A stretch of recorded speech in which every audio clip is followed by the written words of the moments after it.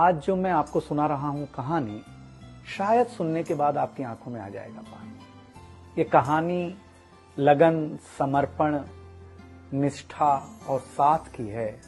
ये कहानी जितनी मेरी है उतनी ही आपकी है। इस कहानी का जो मुख्य किरदार है वो हमारे आपके जीवन का आधार है।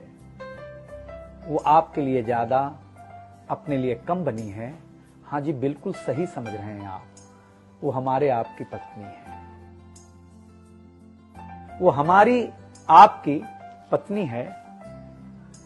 कभी आपने सोचा कि वो आप एक के साथ रिश्ता जोड़ा था, लेकिन एक के साथ रिश्ता जोड़ने के लिए उसने घर, गली, आंगन, मोहल्ला, सखी, सहेली, माँ बाप, न जाने कितनों रिश्तों से अपना मुंह मोड़ा था। याद करिए, जब आपके साथ ब्याही थी और आपके घर आई थी तो बहू, भाभी, दुल्हन, न जाने कितने नामों के साथ बुलाई जाती थी। ये सुनकर के वो मन ही मन मुस्कुराए जाती थी। घर के सारे लोग उसी के भरोसे रहते थे। शायद इसीलिए अंग्रेजी में हम उसे हाउसवाइफ कहते थे। कुछ ही दिनों तक उसने दुल्हन होने का आनंद जिया। फिर झाड़ू, पोछा, बर्तन, चूल्हा, चौका, इन सब ने उसको जकड़ लिया। रोज हमारे लिए नाश्ते से लेकर खाने तक कुछ खास रखना, हमारी लंबी उम्र के लिए न जाने कितने उपवास रखना। कुछ महीनों बाद किलकारी गूंजी तो सारे खौफ सजे। वो मां बनी तो हम भी बाप बने। जैसे जैसे वो उम्र की सीढ़ियां चढ़ती गई, जैसे जैसे वो उम्र की सीढ़ियां चढ़ती गई, जवाबदारियां कुछ न कुछ रोज बढ़ती गईं। एक तरफ बच्चे पे नजर, दूसरी ओर मैं ऑफिस के लिए लेट न हो जाऊं इस बात का डर। सब कुछ बराबर हो, कुछ रह न जाए, और इस बात पर भी ध्यान कि गैस पर रखा हुआ दूध कहीं बह न जाए।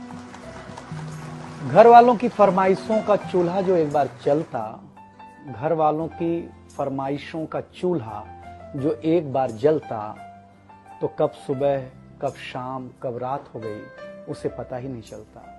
इन व्यस्तताओं के बीच समय का चक्र कुछ इतना तेजी से चला, मुन्ना कब मनोज हो गया, मुन्नी कब सुमन, पता ही नहीं चला। अब तक जो था प्यार, अब उसने अपना नाम बदल करके रख लिया था तकरार। बेटी को लेकर के कहना कि कुछ ज्यादा ही मन बढ़ा रखा है, तुम्हारे प्यार ने इसको सर पे चढ़ा रखा है। अब तो वो मुझे भी देने लगी थी ताना, अब तो वो मुझे भी देने लगी थी ताना, ऑफिस में ही रहा करो ना, 2-4 घंटे के लिए घर के आना। शादी के इतने दिनों बाद भी आज भी हमें सुनना पड़ता है कि न जाने कौन सा पाप किया था जो आपके साथ ब्याह किया था। और ये तो रोज की थी कहानी। इतना जोर से कहना कि घर के सारे सदस्य सुन लें कि एक दिन बीमार होती हूं ना, तो एक दिन बीमार होने पर किसी को कोई देता नहीं है 1 गिलास पानी, लेकिन जैसे ही उसे आपके तबीयत खराब होने का होता आभास, आकर के बैठ जाती थी आपके पास। याद तो होगा ना, वो मीठी बातों के साथ माथे पर विक्स लगाना और साथ में कान में यह भी कहना कि कल सुबह अगर अच्छा ना लगे तो फिर ऑफिस मत जाना। लेकिन एक दिन समय ऐसे मोड़ पर ले आता है जहां बदल जाता है जिंदगी का ताना बाना। थाली में रोटी रखते हुए उसका ये कहना कि बेटी जवान हो गई है, क्या अब लड़का भी मुझे ही ढूंढने होगा जाना। शादी तय हो जाने के बाद 1-1 रुपया जोड़ना, पैसे कम पड़ने पर खुद का कंगन तोड़ना, सब कुछ हो जाएगा मुझे ढाढ़स बढ़ाना, सब कुछ हो जाएगा मुझे ढाढ़स बढ़ाना। विवाह का गीत खुद रोते हुए गाना। याद तो होगा ना आप लोगों को ये गुजरा हुआ जमाना। कुछ समय बाद जब हम जवाबदारियों से मुक्त हो जाते हैं तो कुछ ज्यादा ही धर्मयुक्त हो जाते हैं। उम्र के अंतिम पड़ाव पर हम बीमारियों के बीच जीने लगे हैं। बिना शक्कर की चाय पीने लगे हैं। लेकिन सच ये है कि जब तक हमारी आपकी पत्नी साथ है, चाय मीठी हो न हो, लेकिन जिंदगी में पूरी मिठास है। जबकि पत्नी के बारे में बहुत कम लिखा गया है, हर जगह मां का ही गुणगान है। मैं मानता हूं कि मां महान है, लेकिन आपके जीवन में आपकी पत्नी का भी महत्वपूर्ण योगदान है।